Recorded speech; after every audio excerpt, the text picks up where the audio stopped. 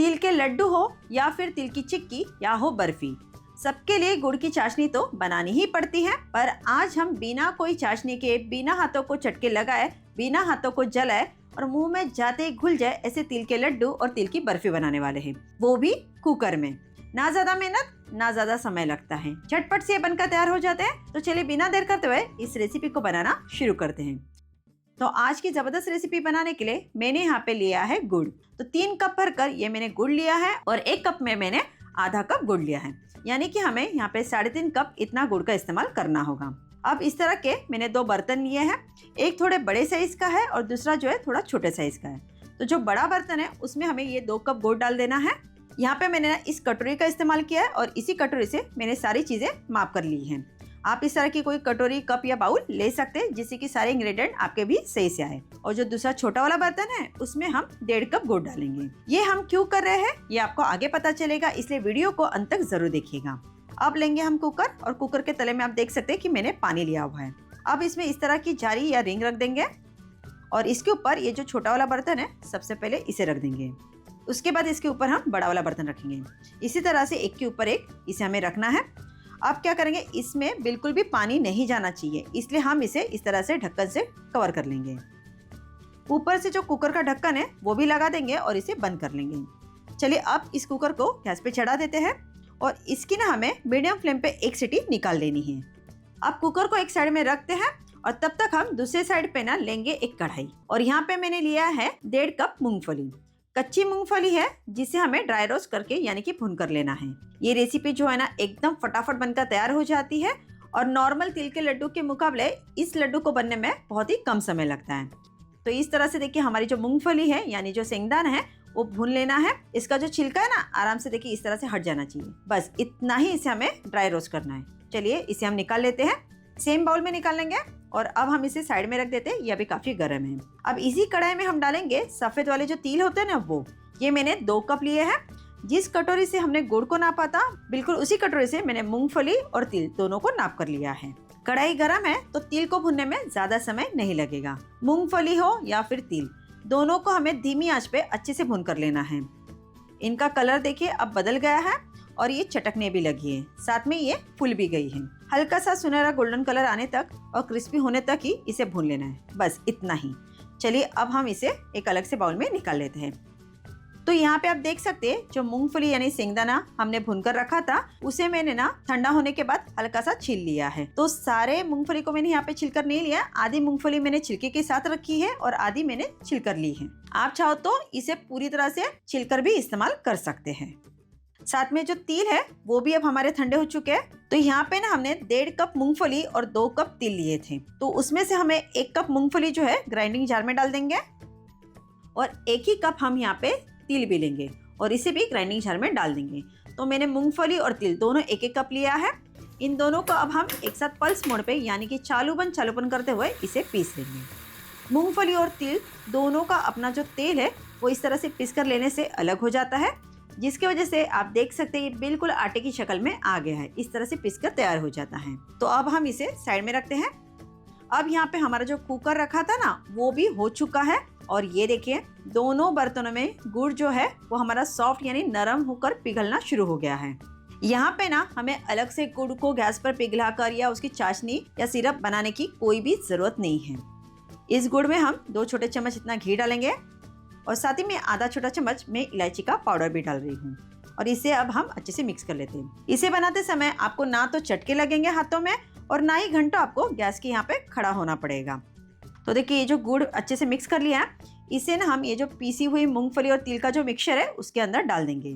भाप में अगर आप इस तरह से गुड़ को पिघलाकर या पकाकर लेते हैं ना तो वो ओवर कुक नहीं होता है, जिसके वजह से जब आप इससे बर्फी बनाओगे ना तो बिल्कुल भी वो कड़क नहीं बनेगी और मुंह में जाते ही घुल जाएगी। एकदम पेड़ा या जैसी बर्फी बनती है बिल्कुल वैसे बनती है। सारी जो चीजें थी वो हमने इसमें अच्छे से मिला दी है ऑलरेडी। अब यहाँ पे मैंने इस तरह का ट्रे लिया है, आप थाली या कोई मिठाई का डिब्बा भी ले सकते हैं। इसे हमें ना घी लगाकर बढ़िया से चिकना कर लेना है। मिक्सचर को देखिए मैंने हाथों से अच्छे से मिक्स कर लिया है, आप देख सकते हैं बिल्कुल भी हाथों को चटके नहीं लगे हैं। अब इसे हम इस ट्रे में इस तरह से डालकर इवनली फैला देंगे। अगर आपको ये इजी तरीका अच्छा लगा है तो इस वीडियो को लाइक जरूर कीजिएगा। आप देख सकते हैं कि थोड़ा भी मिक्सचर यहाँ पे वेस्ट नहीं हुआ है, अच्छे से इसे मैंने फैला दिया है। अब ऊपर से हम क्या करेंगे, थोड़ा सा भुना हुआ तिल और थोड़ा सा पिस्ता डालकर इसे अच्छे से गार्निश कर लेंगे। अच्छे से इसे प्रेस कर देना है ताकि जो तिल और जो पिस्ता है ना वो अच्छे से इसे चिपक जाए, निकले नहीं।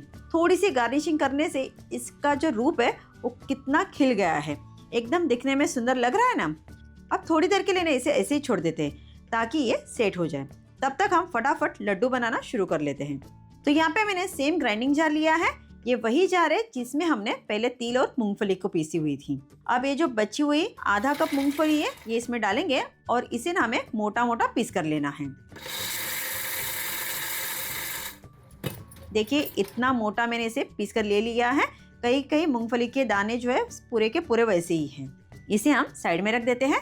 और अब ये जो बचे हुए 1 कप तिल है इसमें से हमें लगभग पाव कप तिल इतना ही इसमें ग्राइंडिंग जार में डालना है और बाकी जो तिल है वो साबुत के साबुत हमें ऐसे ही रख देने हैं। इस तरह से अगर आप पीस कर थोड़ी सी तिल को डाल देते हैं ना तो लड्डू में बहुत ही अच्छा बाइंड आ जाता है।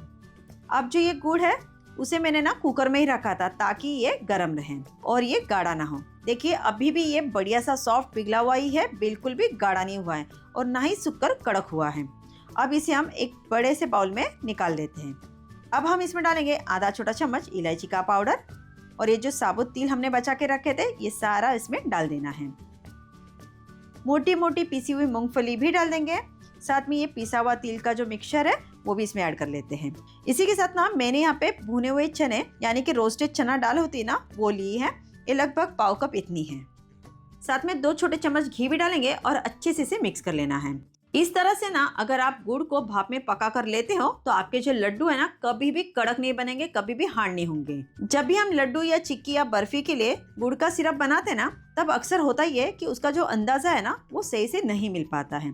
कभी वो ज्यादा पकने की वजह से जो हमारे लड्डू है काफी ज्यादा हार्ड या कड़क बनते हैं, तो कभी लड्डू जो है वो अच्छे से बाइंड भी नहीं हो पाते। तो इन सारी मुसीबतों से और परेशानियों से बचने के लिए ये तरीका एकदम इजी है और एकदम आसान है। हाथों को हल्का सा घी लगा लेंगे ताकि जो मिक्सचर है ना हमारे हाथों में चिपके नहीं, बिल्कुल भी हाथों में चटके नहीं लगेंगे। मिक्सचर एकदम हल्का वार्म है, बस अब इस तरह से लड्डू बनाते जाना है। फटाफट से ये लड्डू जो है बन जाते हैं। इस बार ना आप इस तरीके से लड्डू जरूर बनाकर देखिएगा और मुझे जरूर बताइएगा कि आपको ये तरीका कैसे लगा। और आप चाहो तो इन लड्डू में ना नारियल, ड्राई फ्रूट्स ये अगर आपको पसंद है तो वो आप यहाँ पे डाल सकते हैं। थोड़ा सा भी मिक्सचर यहाँ पे ना तो हाथों में चिपका हुआ है, ना ही वेस्ट हुआ है और ना ही बाउल में लगा हुआ है। देखिए ऑलमोस्ट सारे लड्डू यहाँ पे मैंने बनाकर तैयार कर लिए है। ये लास्ट वाला लड्डू है और वो भी देखिए कितने आसानी से बनकर तैयार हो गया है। एक हाथ से भी आप इन लड्डू को फटाफट बना के तैयार कर सकते हैं। एकदम परफेक्ट लड्डू बनकर तैयार हो गया है। और यहाँ पे जो हमारी बर्फी है देखिए ये भी अच्छे से सेट हो गई है। चलिए इसे कट कर लेते हैं। तो यहाँ पे आपको बस एक ही बात का ध्यान देना होगा, जो भी आप गुड़ इस्तेमाल करते हो ना वो एकदम सफेद वाला जो शक्कर का बना होता है वो हमें यहाँ पे इस्तेमाल नहीं करना है। थोड़ा सा जो डार्क ब्राउन कलर का होता है ना उस तरह का गुड़ इस्तेमाल करना है जिसमें ना हल्का सा चिकनाहट हो। देखिए बर्फी एकदम बिल्कुल तैयार है खाने के लिए, ना टूटी है और ना ही चिपकी है। ये बर्फी देखिए मुंह में डालती ही पिघल गई है और स्वाद ऐसा कि क्या ही बताऊं, बिल्कुल भी आप भूल नहीं पाओगे, इतना अच्छा। बाजार में जैसे बर्फी मिलती है बिल्कुल वैसी इसका टेस्ट है। एकदम सॉफ्ट मुलायम बनी हुई है और मुंह में जाते ही घुल रही है। तिल के लड्डू और बर्फी दोनों झटपट से एक नई तरीके से आज हमने बनाए हैं। अगर आपको ये तरीका और ये ट्रिक अच्छी लगी है तो आप इस रेसिपी को जरूर बनाइएगा। इस तरह से आप तिल के लड्डू, तिल की बर्फी बनाइए, खाइए, खिलाइए और बताएं कैसे बनी थी। अगर आपको मेरी रेसिपी अच्छी लगी है तो मुझे लाइक, शेयर और सब्सक्राइब करना ना भूलेगा और जितना हो सके उतना इस रेसिपी को अपने फ्रेंड्स, परिवार और सोशल साइट पे जरूर शेयर कीजिएगा।